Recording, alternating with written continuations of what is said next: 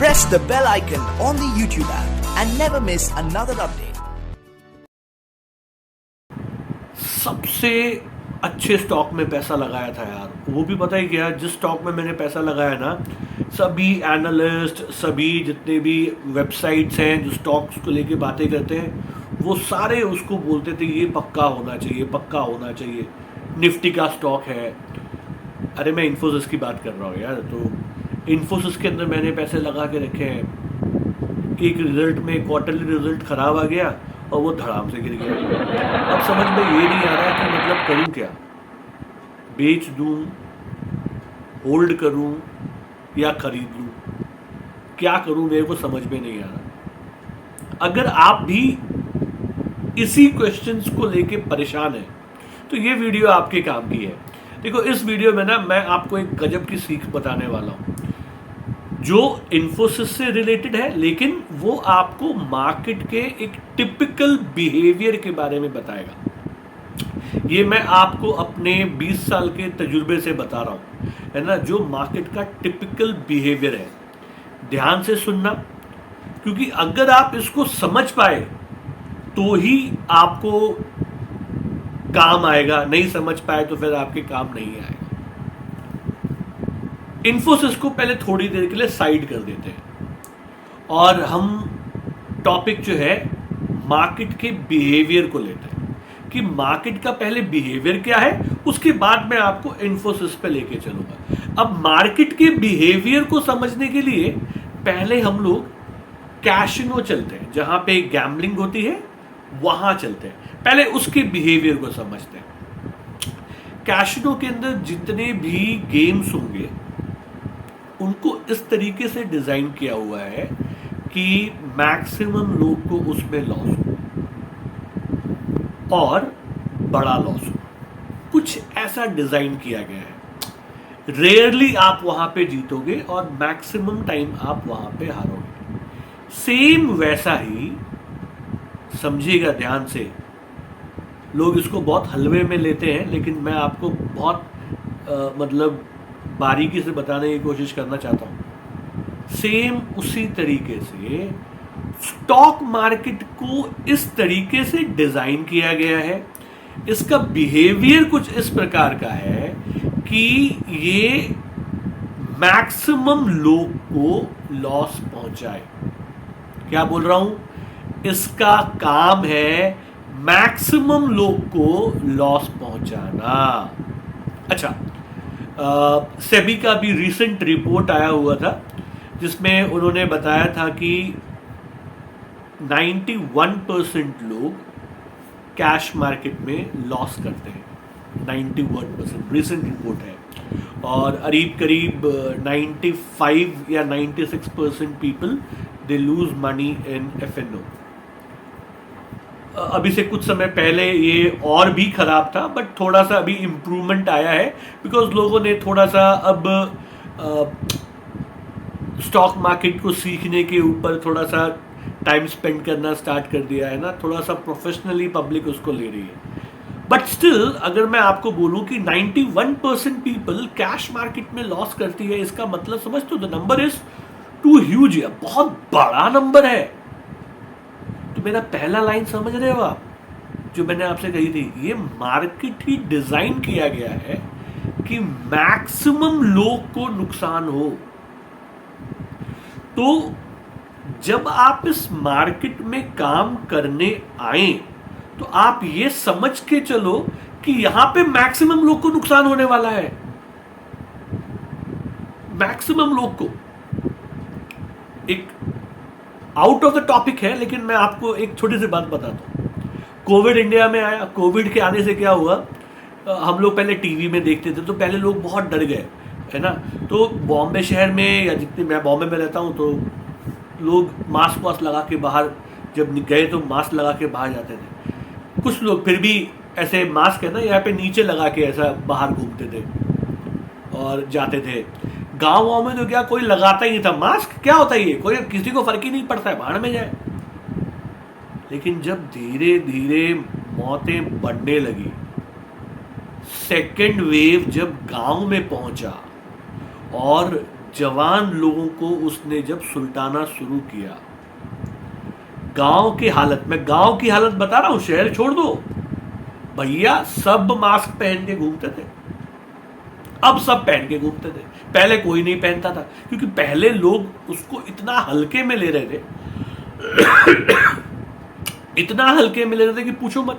लेकिन जब समझ में आया कि नहीं भाई, कोविड भैया आप सबको लेने के मूड में है, तो लोगों ने फिर उसका मास्क लगाना शुरू कर दिया, वैक्सीन लगाना शुरू कर दिया। पहले नहीं हम वैक्सीन नहीं लगाएंगे, हम नहीं लगाएंगे, इसमें ये है उसमें वो है। लेकिन जब समझ में आ गया ना भाई कि भाई अब तो मरना ही है, सबने लगा लिया।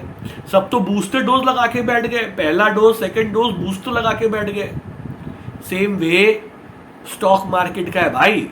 स्टॉक मार्केट बनाया गया है मैक्सिमम लोग को नुकसान पहुंचाने के लिए। तो ये बात तो पहले अपने दिमाग में यहां पे लिख लो, ड्रिल कर लो। आए हो तो बेटा बहुत जबरदस्त जूते पड़ने वाले हैं, समझे क्या? जबरदस्त जूते पड़ने वाले हैं। क्या तैयारी की है तुमने? अगर तुमने कोई तैयारी नहीं की तो बेटा ये तो तुम्हें ले डूबेगा, तुम्हें बर्बाद कर देगा। समझ रहे हो क्या बोल रहा हूं? अच्छा, अब दूसरी बात समझो, मार्केट का दूसरा बिहेवियर बताता हूं। मैक्सिमम लोग को लॉस तो पहुंचाएगा, ठीक है, लेकिन जो लॉस देगा ना, बड़ा लॉस देगा। इसको छोटे छोटे लॉस से मन नहीं भरता इस मार्केट का। ये आपकी चड्डी उतारेगा पहले अच्छे से, घर बिकवा देगा, सारे जो आपके अकाउंट में पैसे हैं ना पूरे उड़वा देगा। उसके बाद जाके ये शांत होगा, जब आप खुद बोलोगे बाप मेरे मुझसे बहुत बड़ी गलती हो गई, छोड़ दो, तब जाके ये आपको छोड़ेगा, उससे पहले नहीं छोड़ने वाला। तो मार्केट का दूसरा बिहेवियर क्या बता रहा हूं, लॉस देगा ना, बहुत बड़े बड़े लॉस देगा। इसको बनाया ही इस तरीके से गया है, इसमें मार्केट की कोई गलती नहीं है, किसी और चीज की, किसी इंसान की गलती नहीं है।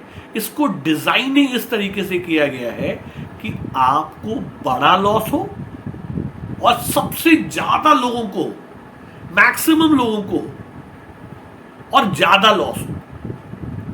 तो अब जब आप मार्केट में काम करें तो आपको ना ये दो बातें हमेशा दिमाग में रखनी है कि अगर मैं एक ट्रेड लेता हूं, चाहे मैं बाई कॉल लूं या सेल कॉल लूं, मुझे लॉस जबरदस्त होने वाला है, ये मार्केट मेरे को ना जबरदस्त लॉस देने वाली है, तो मैं किस साइड में रहूंगा तो मुझे मैक्सिमम लॉस हो सकता है। पहले अपने आप से ये पूछना कि मैं पहले क्या साइड चूज करूं। बाई करूंगा तो मैं क्या जीत सकता हूं कि हार सकता हूं, और हारा तो मुझको कितना लॉस हो सकता है।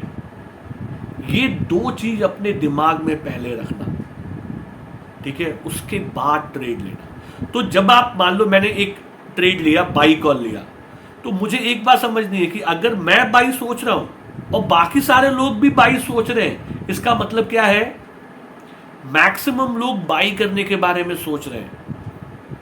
और मार्केट हमेशा उल्टा काम करती है, मैक्सिमम लोग बाई करेंगे तो मार्केट आपको गिरा देगी।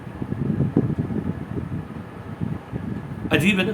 लेकिन सर जब मैक्सिमम लोग बाई करेंगे तो फिर बाई होना चाहिए ना, यही तो बात है सर। तभी तो 91% लॉस में जाते हैं।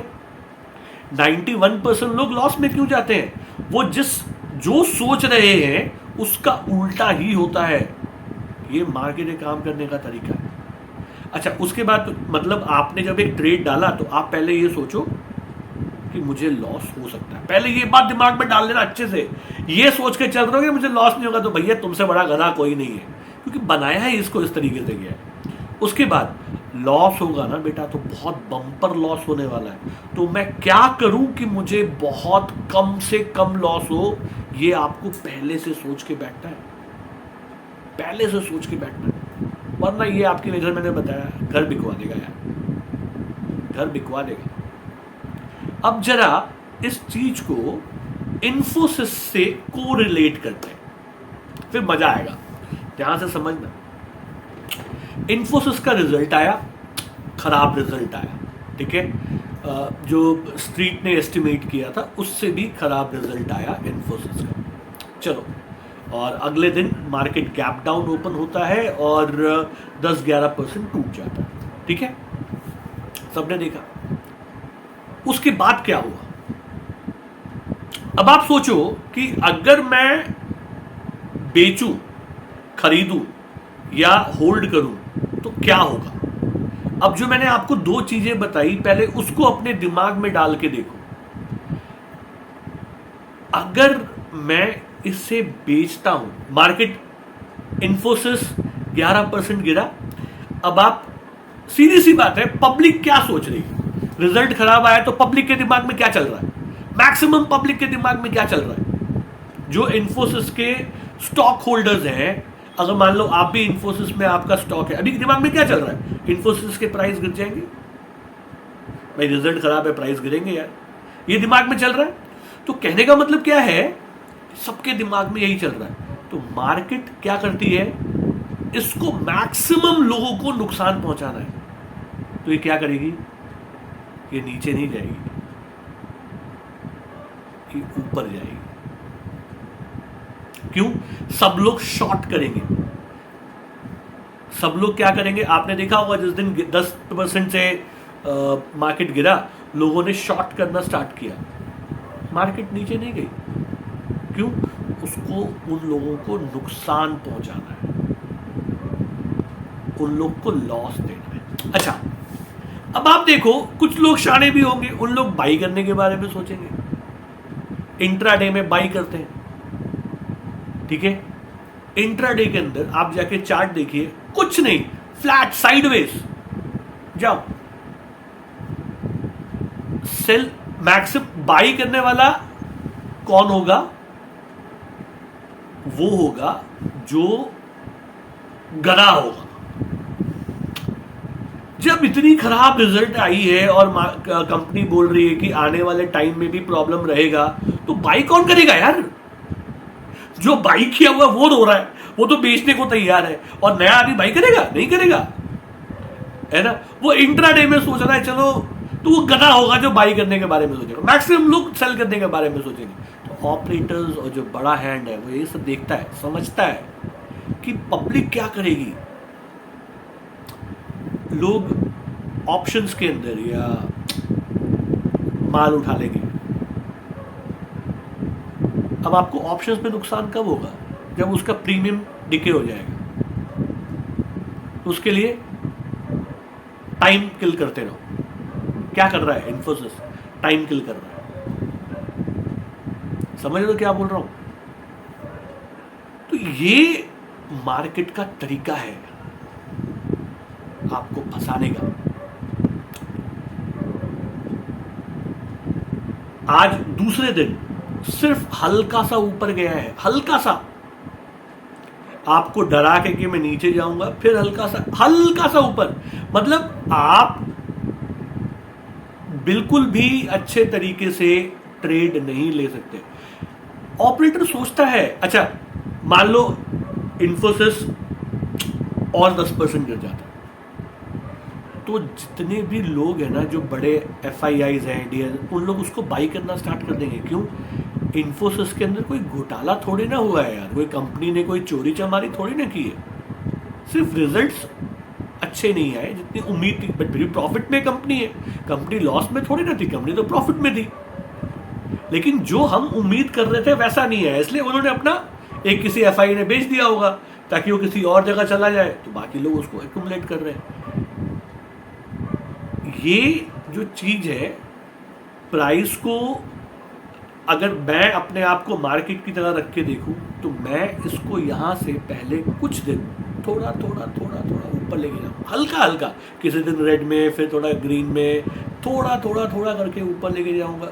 ऊपर जाने के बाद फिर वापस इसको धीरे धीरे नीचे लेके आऊंगा। क्यों? तब मुझे और ज्यादा प्रॉफिट होगा। लोग अभी शॉर्ट पोजीशंस बना रहे हैं, तो अगर प्राइस धीरे धीरे ऊपर लेके जाया जाए तो सारे शॉर्ट पोजीशंस जो है ना, वो लॉस में जाते जाएंगे, बाई कोई करने की सोचेगा नहीं इस प्रेजेंट टाइम में। फिर जैसे जैसे प्राइस थोड़े से ऊपर जाने लगेंगे, लोगों को लगेगा क्या तो प्राइस तो ऊपर जा रहा है, फिर लोग क्या करेंगे, बाई साइड में आ जाएंगे और ये फिर धीरे धीरे धीरे नीचे आना शुरू हो जाएगा। मार्केट को आपको नुकसान पहुंचाना है।